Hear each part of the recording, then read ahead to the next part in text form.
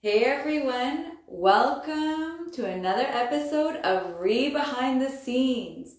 Every Thursday, I host an episode of either RE Behind the Scenes or Transformation Time. My name is Diana Lizarazo, and today's guest speaker is Ilona Koziol. On RE Behind the Scenes, we get our guest speakers to talk about their projects. And our guest speakers are real estate investors. They want to help you by sharing their experiences.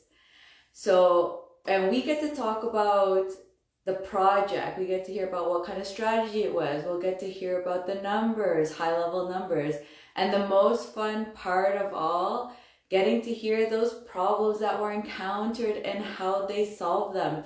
And if it were something new, what they did, what they would do in the future to change that. So, and if any of you are looking to get into or would love to share your stories, either transformation time or read behind the scenes, definitely send me a DM and we'll definitely get to know each other and schedule you in for another episode. So let's see, I can see that Ilona's here.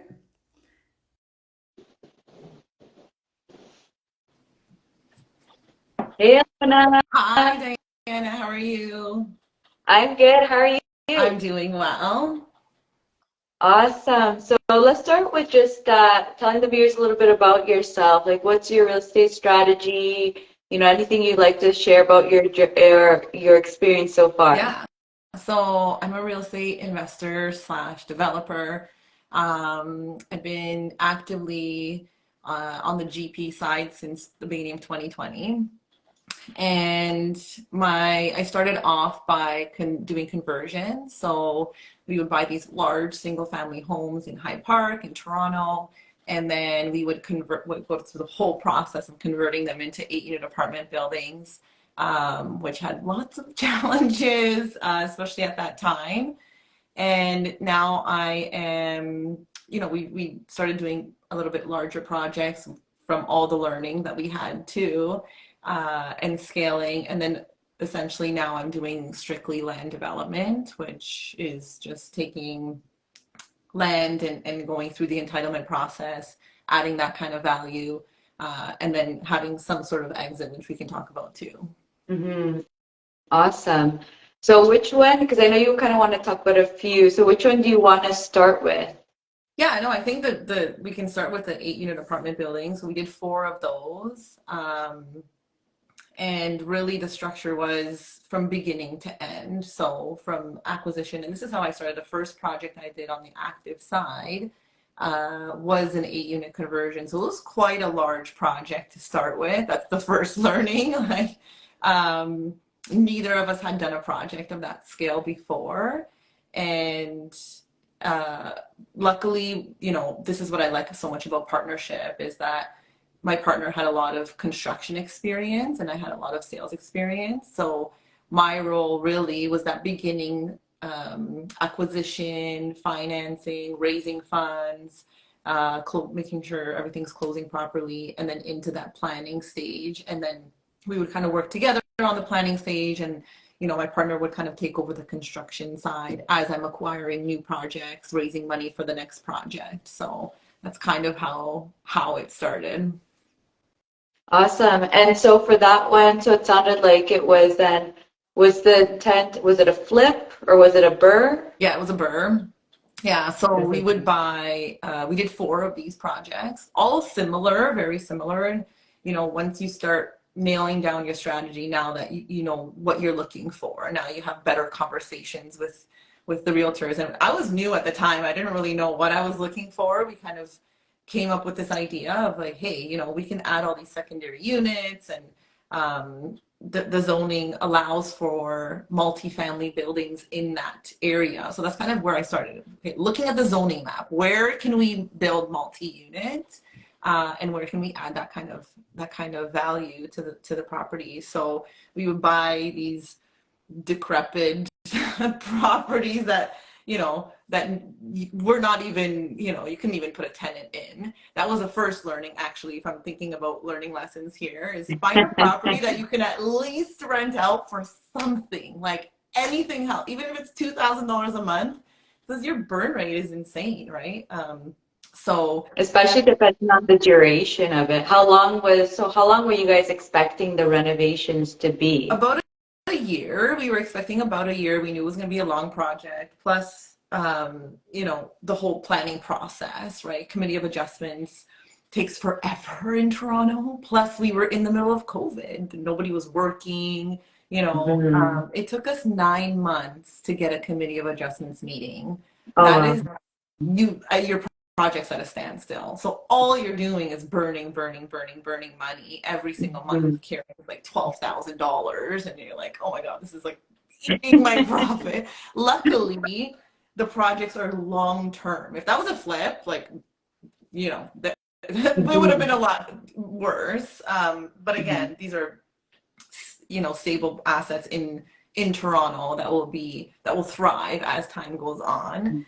And even the good point that you're making is at least like you didn't start off with a flip being your first thing, right? So you picked a strategy that like you could make mistakes with because like you said, like you knew that in the long term everything will turn out fine and everything will even out in the end. But like you said, if it were a flip and it was like all these learning experiences plus flipping, like there's just like so many phases to it that then that might have been a more probably like you probably would have had an amazing learning experience, that's for sure. But it probably wouldn't have been as pleasant, right? Yes, exactly. And there has been like not to get off topic too much, but we had projects that completely died. Those projects died, and it was out of pocket expense for us. And like you said, it's part of the learning. Sometimes losing that kind of money, that lesson is so ingrained in you that you will never forget. It's more valuable. Right? Like it will never happen again, right? It just won't because it was like that deep in you. Yeah. The burn was hard, right? So we had a project in the Junction. We put it under contract. We raised $2.2 million for it. And, we kind of moved a little too quickly, I would say, in the beginning. We were like, okay, we're in acquisition mode. We already did a couple projects. People were interested in investing. And then the environmental was really what kind of like halted the whole thing. And then we had to give everybody their money back. We had to pay for all the studies out of pocket. So one of the learnings, again, I'm thinking as far as taking out all the learning lessons from my brain here for this particular episode, was I just lost it. See that? About the environmental, like probably the cost. Yeah. I mean, oh my gosh, what was it? Doing the due diligence that actually costs you money at the end. Do it at the end, right? And making sure that all those ducks are in a row. Also, this is what it was: charging an acquisition fee. So this we didn't do on the first project. I think we should charge maybe a really small one, but the acquisition fee really covers your due diligence period, because the investor's like, oh, you're making an acquisition fee 2% off I'm like, yeah, but do you know how much money I lost in the last 4 projects that I had to do the due diligence on? Because it's a process. You don't want to just acquire a project just because you need to make a fee or make the acquisition fee or management fee. You have to make sure that the project is viable. And a lot of the time, those costs came directly from our pockets. So that's part of the learning too. What are you charging as fees? How are you sustaining that? Because you're putting your own deposit, you're not raising in Ontario. And I know in different provinces, you don't have to necessarily put a deposit until you're firm. But as soon as you sign that contract, as soon as it's under contract, $200,000, like somebody has to come up with that money. And then some of those projects don't go through. So it's your time, your energy, the studies, appraisals, $4,000 or $5,000 for a commercial appraisal, as complete. So all of those fees you have to factor into your business, especially if you're running it as a business, right? 100%. And even like you're saying, even not even related to the past projects, but the project itself during, like you said, there's so much time and money involved in it that like that sometimes the passive side doesn't really appreciate. They think it's, especially when I feel like you deal with the residential and, like they just don't see like all the work that's involved in like more bigger projects or more even like the due diligence involved with these kind of projects compared to something that's like single family home or something that you don't do as much and is not as expensive. Exactly. Yeah, so then we would acquire the projects, the rough numbers, they were all around the same price, or in the first one was pretty expensive, $2.8 million for a single family home. Again, it would have helped if we could have rented it out. But we didn't also know at the time that it was going to take 9 months just to get a meeting with the committee. So that would have been And what were your holding costs for that I think each about month? Like 12,000 a month, something in that range. Yeah. Plus you're trying to leverage as much as you can, right? And yeah. Sure, there was equity. We raised about $1.5 million. So acquisition was around 2 million. Renovation was about 2 million at the end of the day too. And then our after repair value was about 5.5 million. So the numbers were still good, relatively speaking. There was over budget here and more burn rate here and this and that, but again, as you said, because it's such a long-term project, those things don't affect you as much in the long term. So that's what I liked about those projects. And for the project, so you're saying the renovations were 2 million. Is that what you had estimated, or what was it? Or what was we had about 1.5 estimated, and because of even the development charges, like crazy. We paid, I remember we were writing a check, it was like $401,000 in development charges for one building. It was insane. Now these new rules came out, and these new, you can have this many secondary suites and this, and depending on where you're investing, but we could have avoided that if we would have waited a couple of years, but it is what it is. It's part of the project. It's part of the cost of doing business. And also, to be honest, you just don't know, like it may be such a short temporary period, to be honest, that we'll have that no development fees, and then you go back. It's better to just know what it is, because I'm pretty sure I just personally feel that it's going to be a temporary thing just to get things going quickly, and then the development fees will probably come back again, I feel like. And contingency, I mean, in these kinds of projects, the contingency needs to be high. I know, when you're running numbers and you're running your pro forma, you're like, oh, maybe I'll put 5%, or there's no, I would rather jack up the contingency. Now when I do my projects, I overestimate everything. I always round up, and then if the return still makes sense for my investors, okay, awesome. Now I feel good. Not that we didn't do that in the beginning, but also we were calculating at the time, like, we're going to refinance at 2%. Not realistic. But you thought at the time money was free, and you're like, okay, I think we're going to, we're talking to people in CMHC, and those were the rates at the time that were being projected. So I add a certain percentage onto all of my numbers now, just to make sure if anything changes, and it always goes over time and over budget. Always. There's no show me a project that something didn't come up. There's always something that comes up, especially on the construction side. And even the planning side. I mean, the city takes so long, especially we're working with the city of Toronto. Lots of red tape. Everybody needs to look at it. They all take their time. We're all working from home, and things that are unexpected. I mean, during COVID, the lumber prices were insane, labor shortages, material shortages. Now you didn't expect that you're going to wait 3 weeks for material, and that's another $10,000 that you're burning, right? Because there's nothing else you can really do. So that's the benefit of holding them long term, is that it will eventually even itself out. It's a solid investment, I mean, for the long term. But in the short term, a lot of panic attacks, a lot of like writing checks and you're crying, you're like, oh, this sucks. You're like looking at the bank account, you're like, oh god, hopefully this check is going to bounce. Like, let me check, make sure I have enough. Exactly. But I think that also the one thing I learned, and we talked a lot about mindset last time too, so I'm not going to get too much into that, but I think the one thing I also learned, and which I believe in my life in general, is it always works out. There's always some sort of solution. Even in the worst times, like, I'm always thinking, okay, there has to be, it's not like the project's going to disappear into thin air. There's value there. You have an asset. You just have to be able to problem solve and be creative, and you know, move some things around and that kind of thing. So it always eventually works out. Did we lose money on some projects? Yeah, 100%. I mean, we had a project in Barrie that we had under contract for a long time, and the seller ended up getting terminally ill, and we didn't end up selling the project. He didn't end up selling us the project, and then partners got involved, family got involved. They ended up keeping it. They broke the contract.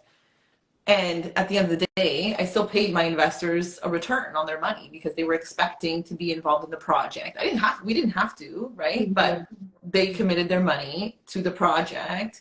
We had about a year closing, so we raised that initial deposit money, and we had to give them their deposit money back. But they gave us their money for a year, so we still paid them 12% on their money, which was not, you know, agreed upon before. It was their debt was going to turn into equity. It just was debt because we didn't own the project yet. So that's another learning too. Keep your investors happy. We've paid them out of our pockets a few times, and I think it's just the key is really maintaining that relationship and you know, your reputation in the business, because, well, yeah, the project didn't go through. It wasn't our fault, but at least we took care of our investors in that case, right? Yeah, 100%. And I'm curious for that project, because if the other people canceled it, weren't you able to go through like suing them and stuff, or getting some compensation back? Or that expired, right? And we had an option to renew at a certain point. So this is kind of how I structure the deals. And we were kind of okay with it because there wasn't a ton of money anyways. I think we raised about $200,000. So $200,000, 12%. I'm like, just get rid of the headache at that point. So we didn't pursue anything. If it was a multi-million-dollar deal, sure, no problem. Like, we would have pursued legal action. But sometimes you just have to cut your losses. Like, we considered suing, and we considered, you know, going down that route. But we're like, okay, how much do we want this project? Can we find another project that's similar? Can we just pay our investors the return that they deserve and move on, you know? So that's what we decided to do ultimately. But that was just like a crazy one-off type of situation where, you know, the deal just died. So but yeah, it's an interesting structure too, because now on the land development side, that's kind of where I see a lot of benefit too, is having these longer closings and putting the onus on the seller. Either they do some of the planning, or they give us permission to do the planning. So now you're not carrying the property. This is a learning from the first time. How can I carry for the least amount of time as I can while I'm getting actual work done that's adding value to the property, right? So 100%. Yeah, that is a great one, because I know other strategies is that they'll pay it in cash until they get to like the development stage, like they actually can break ground. So it's like good to have like these different options, because like you said, like it's just like with the government, you just never know. You know, like COVID came and that like made everything take 10 times longer. Exactly. And Exactly. Yeah. any other learning experiences that you wanted to share, or even that you wanted to share specifically, like in your specific role, or just like what happened in any of the projects? Yeah, I think as I'm evolving myself as a real estate investor, as a developer, I think in the beginning, you know, we tend to think a little smaller, and there's just as much work that goes into these small projects, especially when you're involved in so many of the aspects of the business, which we did when we first started. And we would go to the meetups, and we would go to Keyspire, and we would learn how to do the things and how to run the numbers, and we're taking the courses and this and that. And my background is in sales, where I had a team, very, very strong team. So I think, as we all know, real estate is all about leverage, but who are you leveraging as people? Who are your partners? And I think that's one of the big things, big learnings for me, was having people on the team that really have a ton of experience we were running our own pro formas in the beginning, right? Like I would not recommend doing that. Understand the numbers, do it with somebody that's been doing it for a long time. Hire out a firm, a cost consultant, you know, whoever it is that's going to come help you run those numbers, because you don't know what you don't know. Mm-hmm. And especially when you're starting out, it's kind of, and I still have this as I'm growing my businesses. It's like, I want to hire the professional, but the budget's not there. Or it's a startup still, so it's like really coming from my investment.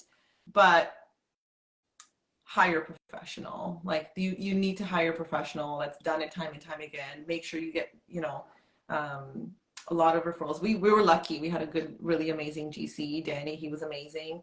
But again, if we did something larger, like hiring the person and even potentially partnering with that person that really has that experience and know your role. You can't do it all. I'm a firm believer in partnerships and you know, hiring really amazing people as far as consultants or staff, even for that matter, that really excel in things that you don't excel at, that really have that amount of experience, that can bring a lot of value to the table, versus you trying to train everybody on the job site or with the numbers or what have you, right? Mm-hmm. So having that strong team around you is key, especially when you're doing these bigger projects, because now the projects that I'm doing, these larger land development deals, my investors and lenders, like if I show them a little spreadsheet that I made at home, they're gonna be like, what is this? So I'm like,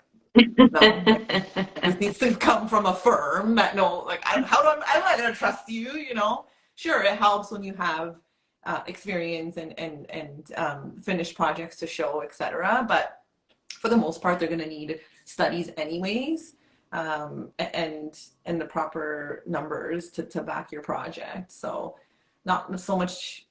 I think people a lot of the times focus on trying to run all the aspects of the business, especially when you're starting out, because you don't really have the cash flow to pay people.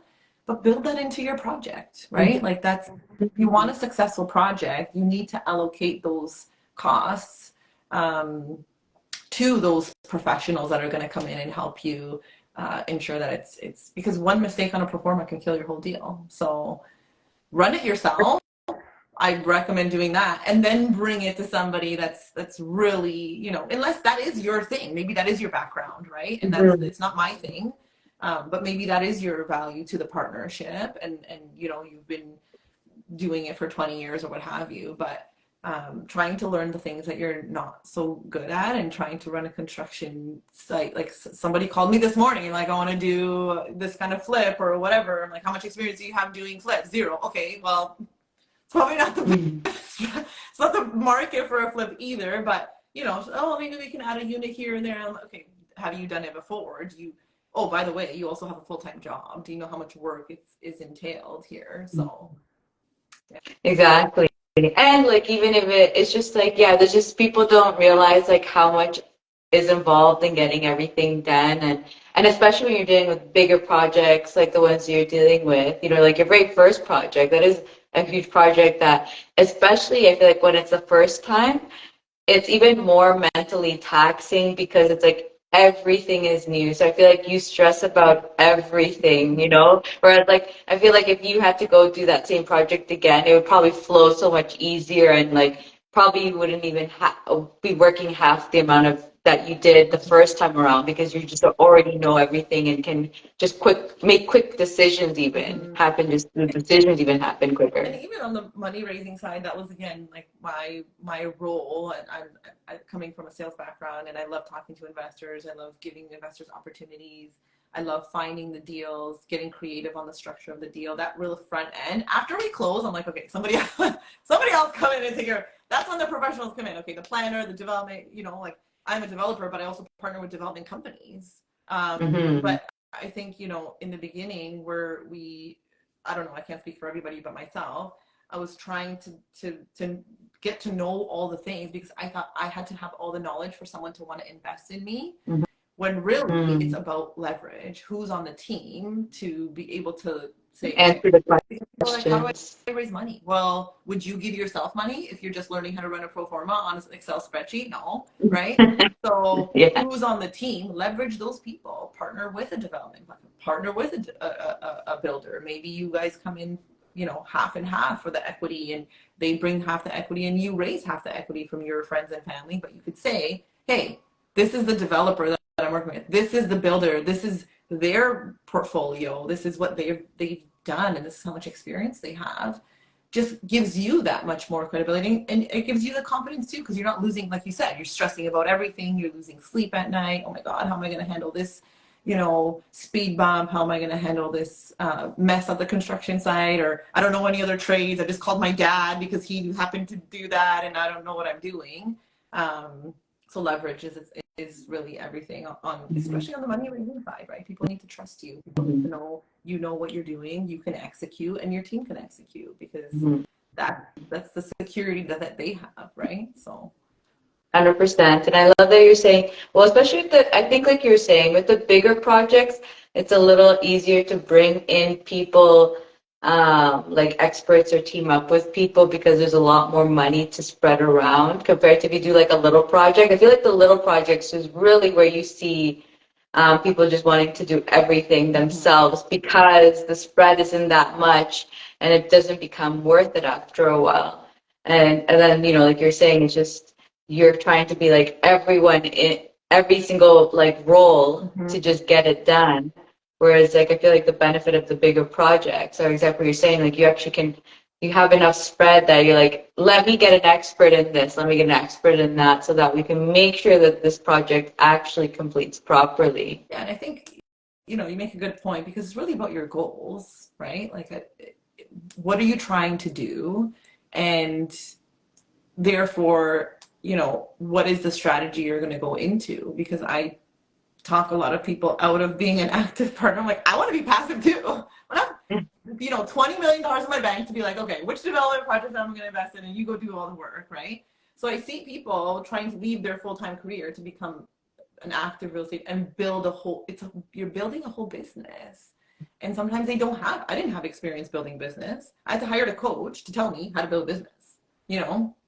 So that was a whole 2-year process too, of, you know, hiring the expert, and he would talk to us every week for 2 hours and plan and do, you know, projections, and how are you going to make this much money? How are you going to make these? How are you going to raise this $10 million? You know, how are you going to hire staff? Have you thought of this? You don't know until you do it. And really, someone's asking, which coach did you hire? I can put it in the chat after. His name is Connor. And he was not a real estate coach, because I'm like, I don't need a real estate coach. I know what strategy I'm doing on the real estate side. I have all the resources. He didn't really know anything about real estate himself. He's like actually learning from us too, but he's like, this is how you build a business. You know, this is how you structure. I didn't go to school for business. I didn't know. I was in sales. My job was to bring in people, right? Spend a lot of time with them, convert them, and then bring them into my team. This is the VP. This is the VP of operations. This is the VP of finance. This is the team that makes this whole thing function like a well-oiled machine. So yeah, I don't even know where I was going with that. Sorry. But just basically talking about the importance of having the roles and everything. It is, and like your goals, right? Because some people, listen, comparison is the thief of joy, as they say, right? I mean, it's amazing to go. I go to events all the time. I hear speakers, you know, I speak and inspire people, and you inspire people, and, you know, people are there up on stage, and yes, I bought this 100-unit building, and oh my gosh, you know, I'm not doing enough. I only have 3 units. Only? What do you mean only? That's 3 more units than you had a couple of years ago. So only compare yourself to where you once were. Never mind whatever, because then you get into this rat race of, I need a 100-unit building. Do you need a 100-unit building? Do you want to go through all of that? Maybe, you know, I spoke to somebody that did small conversions, and they would add 1 unit or, you know, 1 or 2 units to different properties, but they own them all 100%. Then they got into the network, like, well, we need to learn how to raise money. I said, why? Well, everybody else is doing it. I'm like, okay, but you have like 12 properties on your own. Ask that person that's talking about the 100-unit building what their share of that building is. You know what I mean? So again, depending on the goal, if you're looking to go and build this business and you know, be an asset manager and have, you know, and your goal is to have 10,000 units, you know me, I'm like go manifest it, go put action, 100% I back that up. But at the same time, it's also okay to live your life as you're living it, not change it like everyone else is, you know, you're seeing on stage. Knowing, like you said, about the goal, right, is knowing what you actually want. Because it's really funny you say that. I also remember going through that too, where people are about like, I have like 100 units, and I'd be like, I would never want 100 units. You know, like to me, that concept was like the crazy thing ever. And I'm like, I'm so happy working on one project at a time, to be honest, and having enough money, like where I can have like the least amount of units and still be good with money. And then so like for me, for example, I structured myself with like I have a few rental properties. I have a lot on the passive private lending side. And then I have like that, like I usually have like one, maybe sometimes there's a little bit of overlap between a project just because I find a good deal and it's like, I'm buying it. But other than that, I try to, like I hear other people, like they're just like, I have like 10 projects going at the same time. And I'm like, oh my God, that sounds so stressful. Yeah, exactly. So it's just like understanding yourself, I think, is like basically what you're saying, to do what you need to do. And I see like lots of people sending some love, so I feel like you should say Nicole says she loves all of you. Yakov's the same. And I know that there was another question saying, so Nicole's asking, should I hire a real estate specific coach who has done the deals I want to do, or a business building focused coach? What is your opinion on that? I'll give you mine afterwards. So I think in the first couple of years that I started, I spent probably, I don't know, it's embarrassing to say, probably over $100,000 on masterminds, coaches, you know, all the things. So I think they're all valuable. It just really depends where you are, right? If you have experience in the strategy, or do you maybe have a partner that you can work with that knows the strategy and understands the strategy? So then maybe you don't need that coach, or maybe you have a mentor in your life that can kind of fill that for you. I have mentors in my life. I think they're so important to have, and sometimes it's hard to come by, right? But you know, I have a mentor on the development side that's doing, you know, $100 million deals. So when I call him about my $3-4 million deal, he's like, okay, bam, this is what you do. See you later. I don't need a coach, right? I don't need a coach right now on that strategy side for the development. But if you don't have anybody, yeah, I would highly recommend you get a coach that has done it, has experience, and still does it, is another key, right? Because for me, I hire coaches all the time. I'm nothing bad to say about coaching. But if you're only coaching full time, like, are you actually, do you know what's going on out there? Like, are you managing some of these properties? Are you managing active projects, or do you have any insight on those types of things? And then honestly, I say this all the time, I found massive value in Connor just teaching us. That is a lifelong lesson that I've learned how to hire. He did everything for, like, he helped us structure interviews. I never interviewed anybody before. Okay, how do you know, what's the estimated cost for these expenses? How are you going to make sure that, you know, your books are balanced at the end of the day? How do you know, okay, we wanted to make X amount of money a year in a salary. How do you do that? How do you know, market? And then he had different analogies, like the airplane analogy. It's like, okay, do you push the marketing right now, or are you pushing the operation side? Are you stabilizing? What are you doing?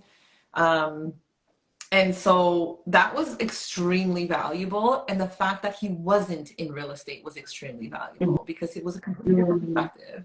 He's like, yeah, I don't care what you're doing. we're going to make money for you and for your business. How does your business generate revenue? Not just, we're so focused sometimes on the equity and the long term, which is amazing, and that's why a lot of us are in real estate. But if you're running it as a business and not doing it as a hobby, I guess maybe that's the difference here. Maybe if you're doing it as a side hustle, yeah, maybe go and ask somebody that's a coach in the space. Okay, this is how you can acquire your first property. This is how you can scale that a little bit. That coach would probably be more well-rounded for you versus I lost my job in 2020. I was like, I am starting a business. So that was my need. How do I start a business? I go straight to the top. Who has started a business 100 times over for people that can tell me exactly how to do it and see my blind spots? So I want to know I love take on that.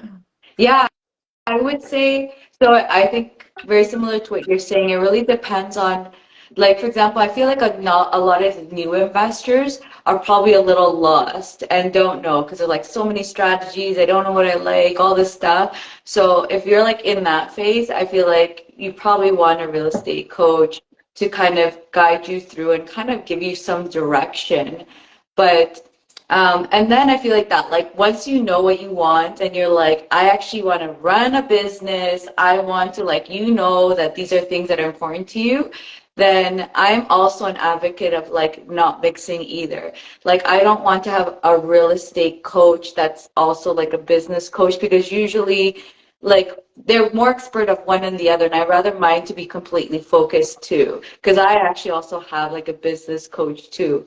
And they're not real estate related either. So I think it is like that, like when you're ready to do something, like you want to get that person that is an expert in that and not mix, because I do notice that there are a lot of real estate coaches. So for example, even mindset, like I have a mindset coach and he has nothing to do with real estate, right? And to me it's like I want that, and you see the difference actually, because we do preach a lot of mindset in the real estate groups, but when you get someone that's like fully dedicated to mindset, the views are actually completely different, and you do start seeing like the miscommunications that happen because they're real estate investors. They're not like full-on mindset coaches and they're interpreting it in their way.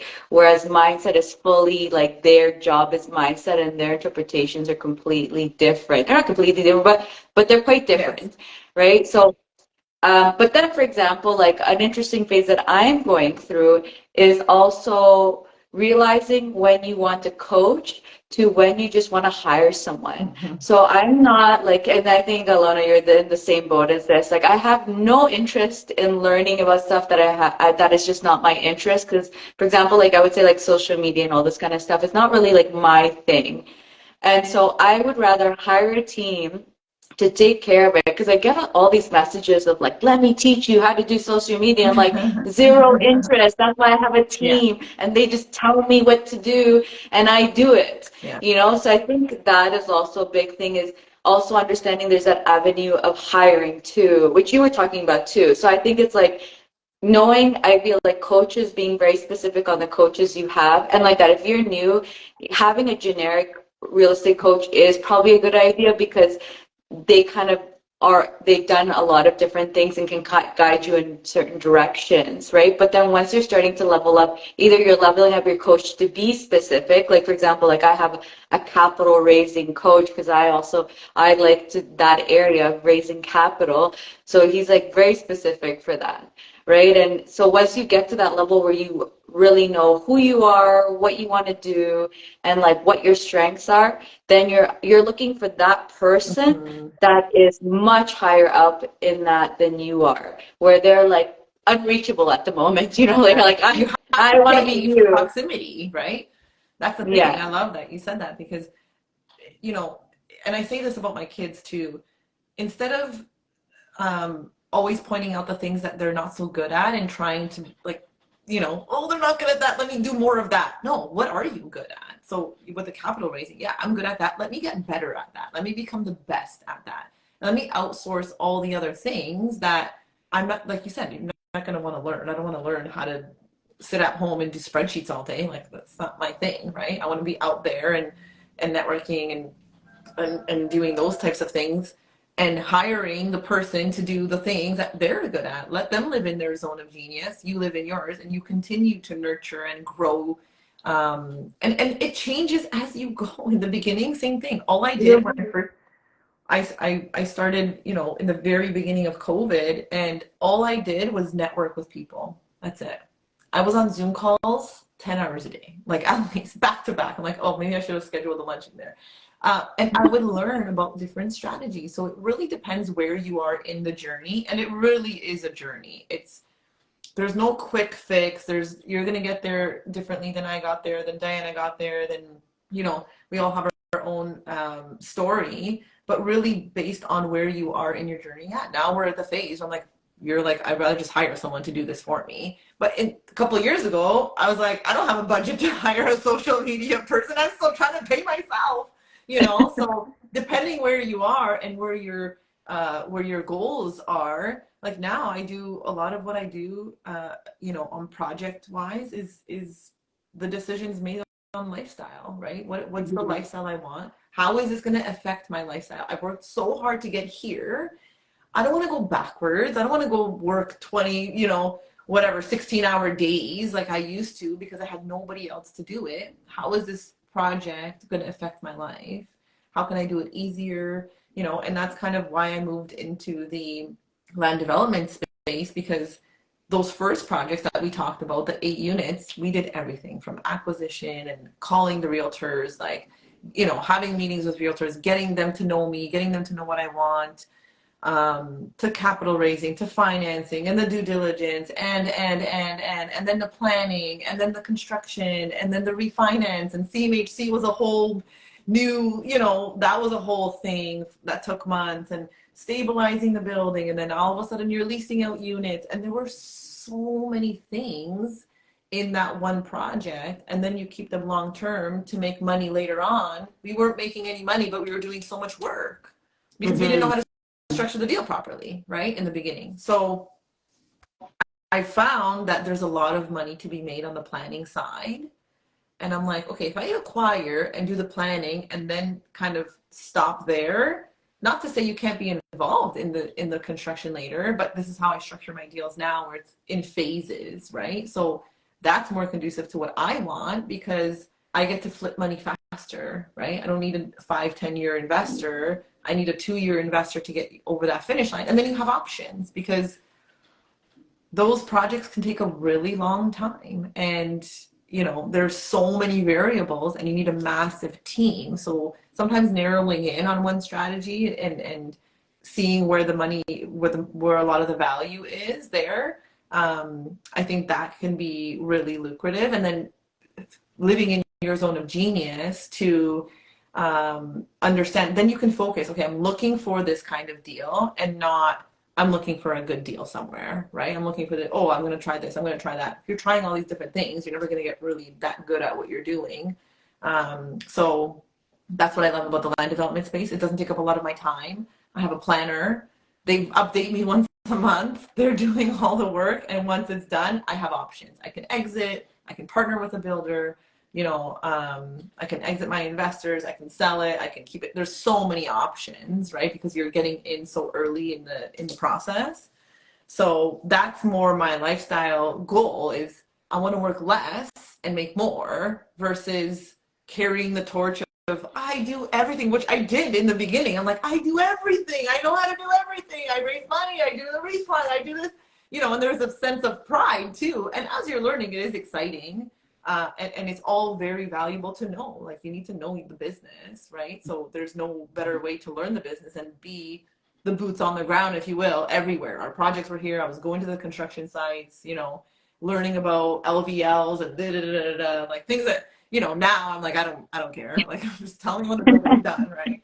Maybe let me pick the floor color if I care to even, but yeah, so that's so funny. It's so true. And I think a great point that you put out there is actually at the beginning, it is very good to actually know all the different roles and get like a generic of it, because you still do need to know a good amount to just make sure that you're not being taken advantage of, or like something happening, or at least like even something small, like, they're stressing out by something and they miss something, but because you know what the process is, you can be like, hey, like you forgot about this or that, and then they'd be like, oh yeah, because it like you're also like you're a team and wanting to help each other too. So I feel like having a degree of knowledge is good in all the areas, but not being, like you said, like the expert in it.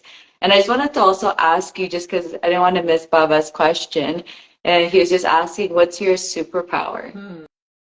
He always asks the best questions, eh, Baba? He That's a good question. I think on the business side, really connecting and connecting the right people to the right opportunities, to the like, I feel like I take on a leadership role, really. Relationships are a big strength of mine. So I know a lot of people, I have access to a lot of people. Yeah, nurturing relationships. That's my sales background too. I love to nurture a relationship and have it be mutually beneficial. And then there's so many advantages on both sides. One of them being I get access to what they're working on, right? I get that knowledge, like you said, I have brokers that are doing, over $100 million deals that are good friends of mine. Lawyers, one of my best friends is a lawyer, right? Shout out to Zara. Like and learning from that relationship and learning about deals and going through things together like that. So I think really connecting, inspiring, nurturing relationships, and then really more specifically on the deal side is creative structures of deals. That's what really fires me up. How do I creatively structure this deal that it's a win-win-win across the board? I want it to be a win for the seller. I want it to be a win for me, obviously, in my team. I want it to be a win for the investor. And then how to think outside the box in order to find the properties and make sure they're viable and make sure they're exciting. So I kind of like to think, on